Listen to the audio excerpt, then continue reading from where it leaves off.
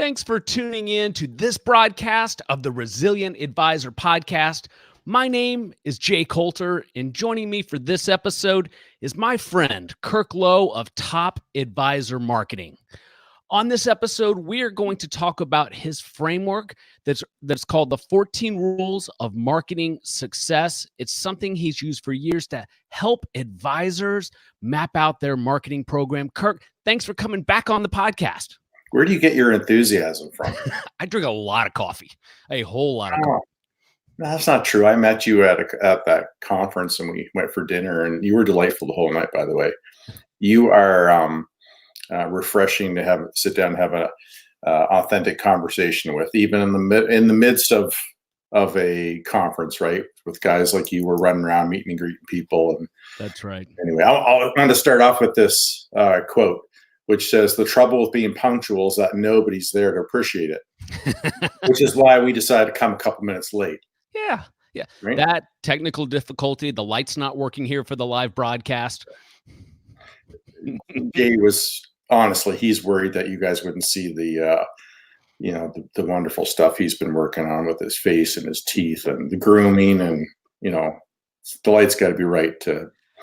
Anyway, so we're talking about marketing success. You said keep it at 20 minutes. I just wasted about 2. Well, so we can run a little bit over. So this particular broadcast is going out live on LinkedIn, Twitter, Facebook, and YouTube. But we also have podcast listeners, and they're used to keeping these episodes being around 20 minutes. So let's dig right in. Let's start with rule number 1. Yeah. So, one of the greatest challenges for advisors, and really a challenge for anybody in business, is trying to push yourself or put yourself out there as being different or better. So rule number 1 is be different or better. And then you need to be able to articulate that, right?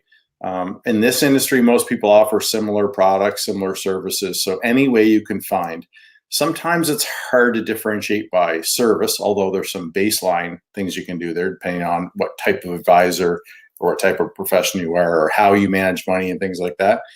But the best ways to find how to be different or better are by looking at the audience that you want to impress upon, what you do most. So your niche audience, looking at the value that you can generate for that audience and building a brand around that.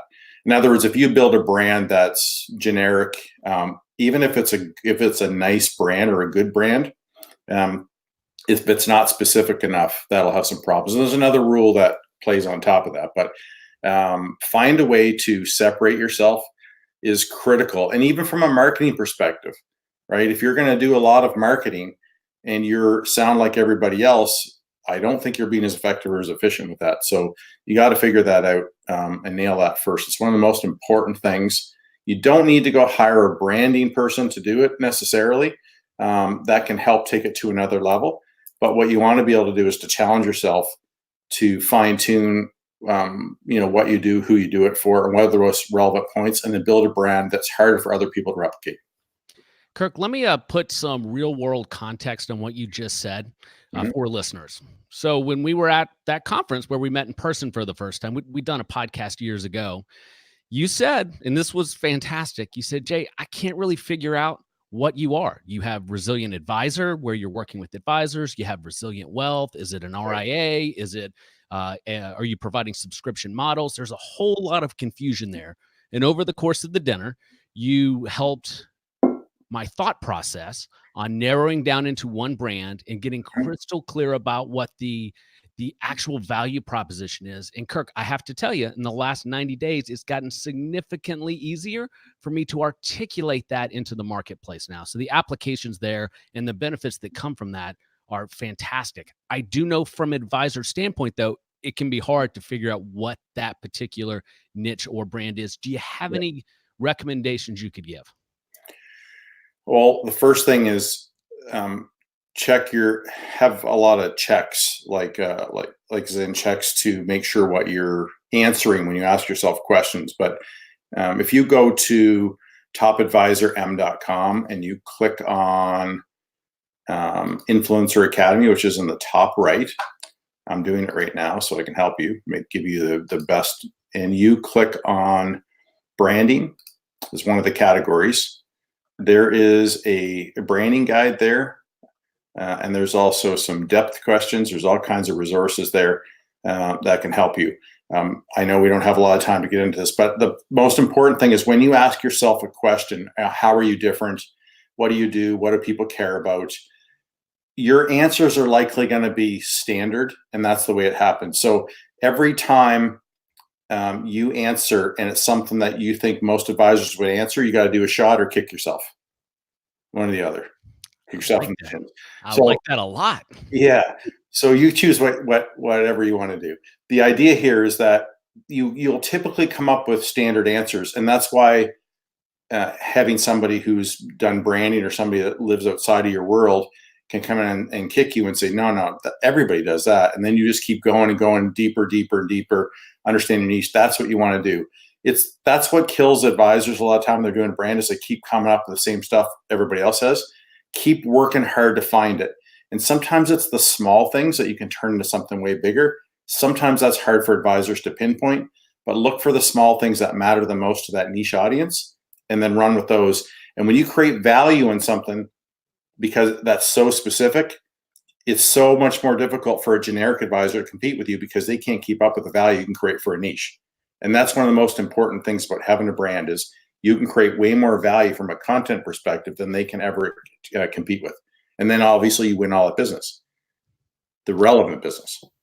So that tool is at topadvisorm.com, topadvisorm.com. I have it scrolling at the bottom of the screen now. Kirk, what's another one of your rules for marketing success? I just went off the page that I had for my marketing rules. I had looking at my sheet. Here it is. Sorry. Next one is to be valuable, which is a perfect segue.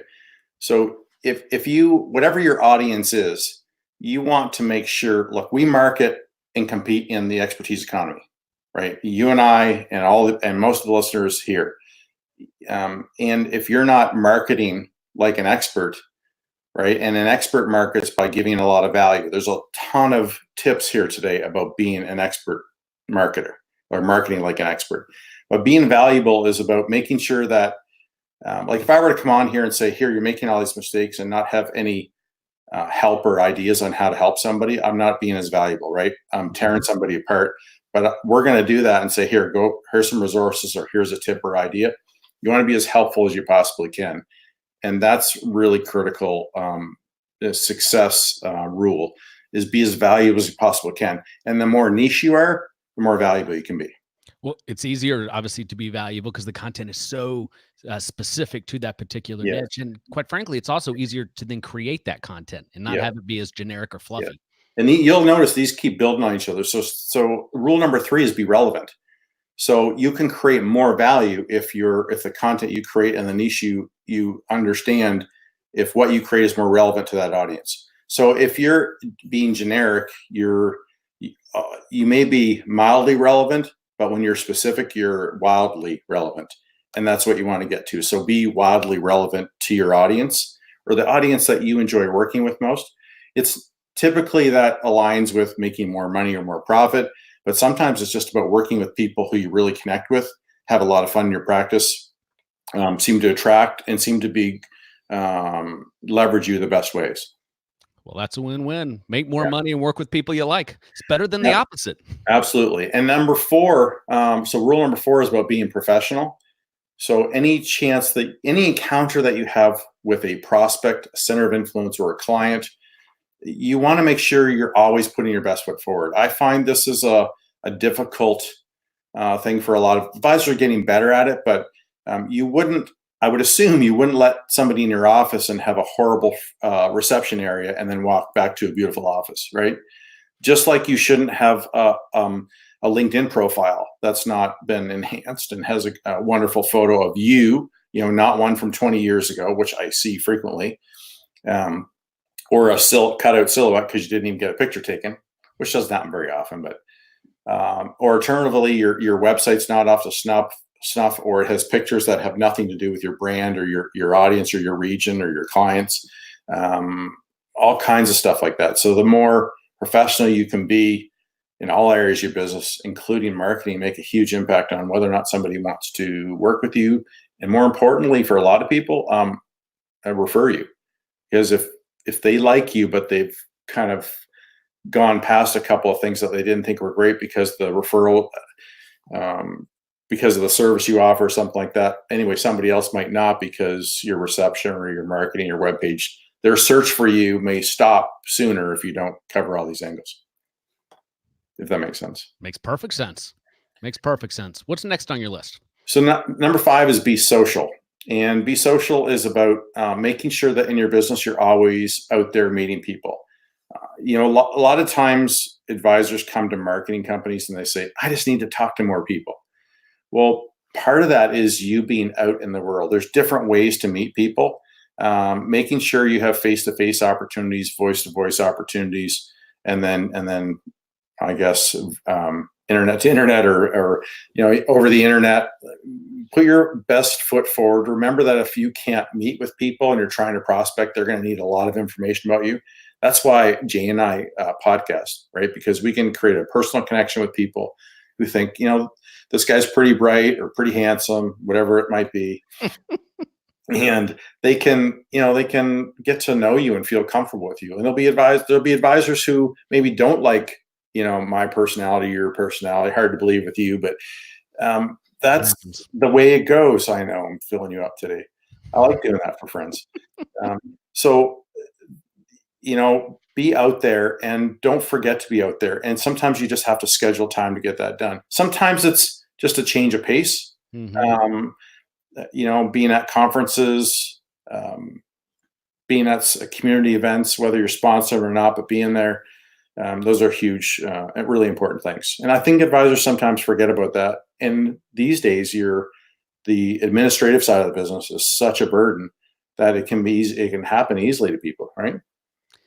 I heard something that I thought was fairly obnoxious this morning on a podcast when I was at the gym. Mm-hmm. And the gentleman was interviewing somebody who'd done a good job building a business. He was talking about the impact social media had on it. And to me, sometimes I think of social media as smoke and mirrors, and other times it's helped me connect with some really great resources.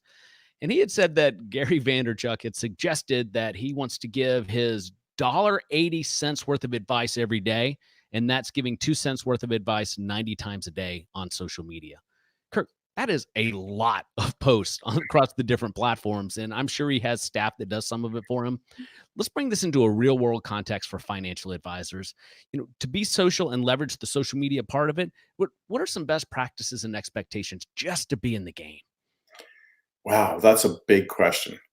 So the truth is that Vaynerchuk's audience is millions. And so if you think about the millions and the value of him hitting the millions at any given part of the day where they're paying attention, he's right. Having said that, he's a media empire, if you will, or at least he appears to be.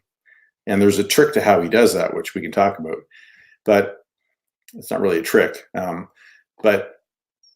hang on. I'm going to stop you right there. What's the trick? Well, he does one thing and turns it into 150, right? Mm-hmm. So we have a service called content multiplication where we take somebody's podcast and we turn it into 2 podcasts a month and turn it into 20 pieces of content. Now, there's snippets, audio clips, quote memes, text motion video, and we package this all up and do it for advisors. But now all of a sudden you can see that, and when they write the social copy, now you've got 20 messages that can go from 2 podcasts. So you spent 2 25-minute or 2 45-minute recording sessions producing a 25-minute podcast, and you turned into something else. I learned that from a info marketer named Shailene Johnson, probably about 4 years ago, and we use it all the time. It's huge for us. It's a big part of our business. It's a big part of what we do. You'll see snippets all over our site now. Mm-hmm. Some are 60, 90-second clips, 30-second clips, quote memes. Of course, you have to have good sound bites to be able to pull that stuff. So you got to know your stuff. But if you're been in the business for enough years, you should be good at that. But that's really the tip, is the trick. You'll see Gabe Vaynerchuk. He doesn't pass up any opportunity either. No, he doesn't. It's like he's got a videographer that follows him everywhere, right? Literally, somebody that follows him all day, making video of him. Yeah. Hey, guys, come in here, come in here. I got something smart to say. I don't want to lose it. Come in here, quick, quick. And he can do that. I guess you could do that in your own office. I mean, we can just turn on your computer and go, but I don't know. I'm 100% sure I don't have enough content for anybody to want to watch me. no way. Yeah. I mean, his world, because he's working with so many companies, he has a lot of experiences that he can share lessons with. Advisors, unfortunately, can't do that because of compliance reasons. But just think about, he can basically record anything, right? Mm-hmm. And then content, multiply it and share it. Anyway, so that, being social is not just about being out there. It's also about being out there digitally too. And that's what you were trying to segue me into. And beautiful. We try to do one thing a day. And you've got smaller audiences. Typically, most advisors are in the 500 to maybe 2,000, 2,500 on LinkedIn as an example, usually less on Facebook.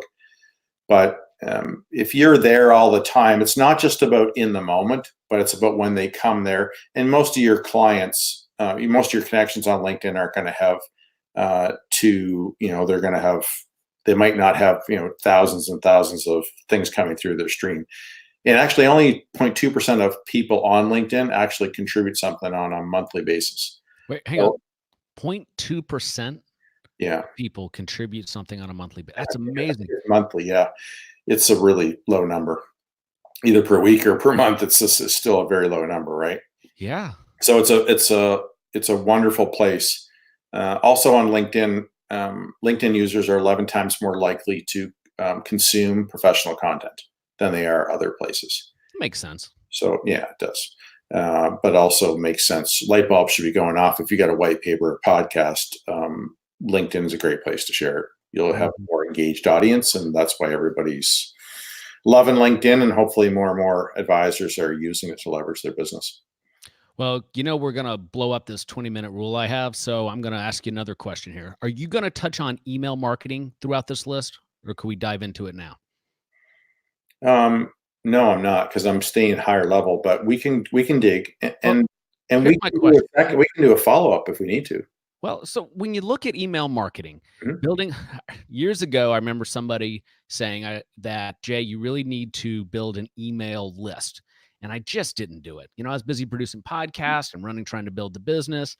And I literally left 2.5 years on the table of where I could have been collecting emails to put people on my, high value monthly email that I send out. And it's gone. You can't get that back. What's your thoughts on advisors building email lists? And you can keep it high level. Should they be doing it? And what are some of the best practices? I think they should be doing it, but I don't think it's the most important thing, because I don't think the thing about social media that separates itself from pretty much everything else is that it's always there when you want it. Right? An email, you could say, is sitting in the inbox, but it gets pushed down just like a message would in social. But you can easily find somebody when you're there doing in your time. An email, when it gets lost, is typically not being recovered. But and if you keep sending a message every day, like you might on social, so in social they go, it's more about them. Email still slightly interrupting, right? And you're not So I would say email's not as important, but you still want to be able to be where people want. And if it's not a big deal to include email, then why wouldn't you do it? So I think the most powerful way to use email right now is definitely timely stuff.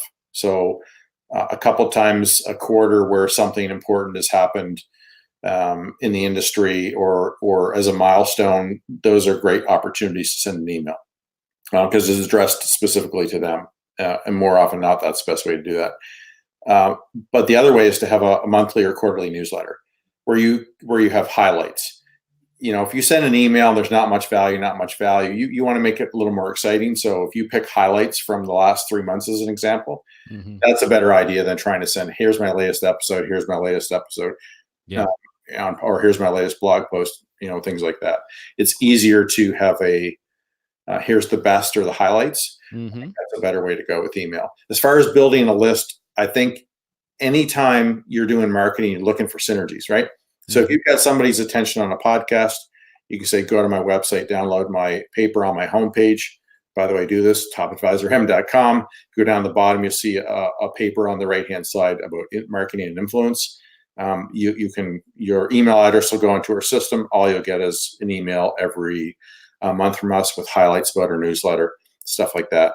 But ultimately, what I want you to do is go to my podcast and listen to a bunch of podcasts. This is what advisors should be doing, right? So I'm giving you a live example here. The more you listen to me and hear me, you're going to be inspired and excited to refer me to other people. I listen to that podcast. There's some really great guests on it.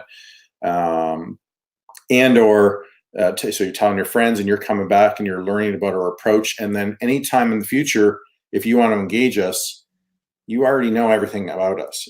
And so it's easier to have a conversation about how can we work together, what strategy would best fit me.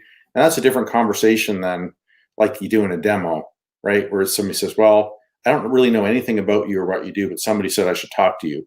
You're like, oh boy, I got to start from the scratch, which isn't a big deal, but it's way easier when they know a lot about you. So I think an email, anytime you've got time to leverage that and get an email address, it's a good thing because you can remind them and keep top of mind in another way. But I've had less success with email nurture sequences compared to podcasting. Podcasting and social media have been way more effective. Yeah. I've had the same experience as well. Yeah. So what's next on your list? Oh, we got a list. Be consistent. It's never a good idea to start and stop on social media or marketing. In my opinion, this has been a great fail of marketing people to communicate. This is one of the most important things you could ever do in marketing is keep doing what you're doing. If you cannot afford to do a lot and be consistent with it, do a little bit and get consistent. Find a way to get the most efficient and effective, simple things look for synergies, right? Mm-hmm. Yeah, and when you podcast, you can talk about a paper, you can get their email, you can send a newsletter, then you're on, and then introduce them to the podcast. You just keep going around, right? And those things all help each other. So look for synergies, but being consistent is really, really important. So don't bite off more than you can chew. Don't hire a marketing company to do something that you don't think you can to make leverage for at least 2 to 3 years or implement. And it doesn't mean you can't tweak stuff or be aware of trends that are happening, but marketing is about consistency because that builds momentum. It's kind of like compound investing. Why would you invest without compounding? Why would you invest, pull it away, start new, pull it away, start new, right? Build and build and build. That we call that momentum marketing versus sunk marketing, where you spend a bunch of money, the thing's over and it's worth nothing anymore, right? A blog post, a podcast, a video that reside in your social media channel and your website, those are things that live and live and live. And it doesn't mean you can't do the things that come and die, like a campaign that's started and stopped and it's over. But the more foundational stuff you have that has a lasting impact on your marketing, those are the things you want to have as your core, and then build on those with little campaigns, if that makes sense. Yep. Makes perfect sense. One of the things I've struggled with is the consistency of marketing because it can be overwhelming. Mapping it out in a calendar really helps smooth the process out. Yes. And stay committed to that. But as soon as you start adding stuff that puts a lot of burden on you and you just aren't going to make the time for it, you don't want to, if you can't do that, don't start it, or figure out how you're going to get somebody else to do it for you, which is why outsourcing is increasingly integral in an advisor's practice. It's not nice to have anymore. It's getting to a place where it's a need to have. And so you have to look for partners, and try to make it, try to get the most value out of the money that you pay. I've got some wonderful little drawings on here that I'll bring in a blog post, but I had the idea yesterday. They're all those, the hand-drawn kind of back on napkin kind of things. Mm-hmm. And I've been drawing those like crazy. I can't stop. I'm like addicted to expressing myself through those now. I've got an article coming out that has about 10 of them in it. It's basically like a pictorial blog post. Anyway, but I'm basically talking about the difference between if you hire a whole bunch of people for a whole bunch of independent marketing skill sets or roles that you need, you could end up paying a lot of money. But if you hire a company as an example, or somebody who has a lot of these, you might have to pay a little bit more. In some cases, maybe not as much because they're not full time. And then just have somebody who's an implementer on your side who can organize and make the most out of it, instead of trying to have a whole bunch of roles. Because if you don't have the right skill sets in marketing, you'll have big gaps, right? So that's why outsourcing is becoming more and more of a really important part of an advisor's practice, and not just the big ones. Smaller ones are looking at this stuff too. VAs are always an option. The problem is, do they have 20 years marketing, 10 years? Like, they understand the strategy? So actually, in the near future, Q2, we're going to be launching a certified digital marketing assistant course through our Influencer Academy. And that course will help advisors teach their marketing assistants, or their assistants. They're usually not, they might have the label marketing system, but they don't always have the training. So we're going to teach them on some basics about social media, graphics, email, and strategy, and I think that's going to really help a lot of advisors. And it's pretty inexpensive investment for advisors for a ton of value. So that's coming out in Q2. Yeah, that sounds very valuable. We frequently run across advisors who want to hand it over to somebody on their team, and they make the assumption that just because maybe they're a millennial, they're young, they're recently out of school, they know how to do it. And as you and I both know, just because you're recently out of college doesn't mean you know how to run a social media campaign. Yeah. So we're at number 7, and I guess we got 7 more to go. Do you want to come back and do a second part 2, or do you want me to make it quicker? No, this is great content. Let's not speed through it. Let's call this, I don't know, episode 1 in a series of 2, and we'll come back for the rest of them. Listen, I appreciate everybody tuning into this live broadcast and listening on the podcast. Kirk, how could listeners find out more about Top Advisor Marketing and all the services that you offer? Yeah, honestly, the best thing that I think the most value for all of your listeners are going to be checking out our podcast, just like yours. We have a lot of guests that add value to an advisor's life and practice. And I'm the most common guest, but I'm not on the podcast all the time. Matt, my business partner, is, and he's amazing at interviewing people, extracting wonderful nuggets from them.